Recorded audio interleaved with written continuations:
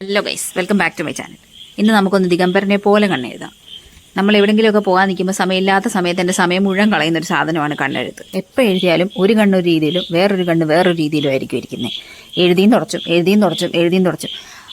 എൻ്റെ കൺമഷി വരെ എൻ്റെ പ്രാഗിയിട്ടുണ്ടായിരിക്കും. അങ്ങനെ കുറേ ഹോംവർക്കിന് ശേഷം ഞാൻ ലാസ്റ്റ് കണ്ണെഴുതാൻ പറ്റും. എഴുതാൻ അറിയാൻ വയ്യാത്ത ആരെങ്കിലും ഉണ്ടെങ്കിൽ ഞാൻ പറഞ്ഞുതരാം എങ്ങനെയാണ്.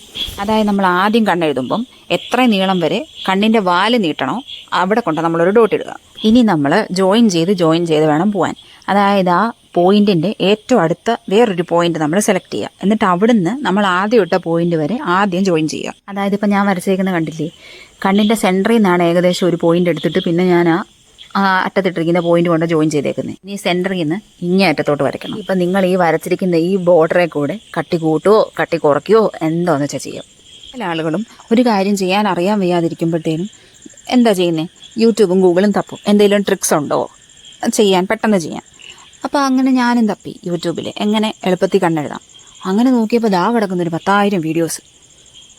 1000 ഉണ്ടോയെന്ന് എനിക്കറിയത്തില്ല, എന്നാലും ഏകദേശം അടുപ്പിച്ച് 1000 അടുപ്പിച്ച് തന്നെ കാണാം. അത് നോക്കി അങ്ങോട്ട് കുത്തിട്ട് വരയ്ക്കാൻ തുടങ്ങി.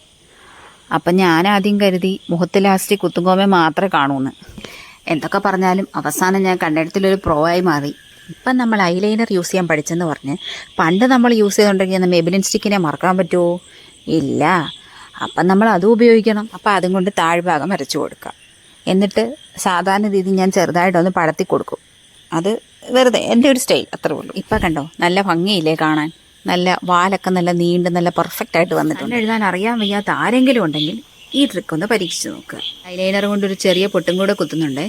അപ്പം നമ്മുടെ ഒരു സൈഡ് കംപ്ലീറ്റ് ആയി. ഇനി നമ്മൾ അപ്പുറത്തെ സൈഡ് അത് നമ്മൾ എങ്ങനെയെങ്കിലും കഷ്ടപ്പെട്ട് വരച്ചെടുത്തോണം. എനിക്ക് അത്രേ പറയാനുള്ളൂ.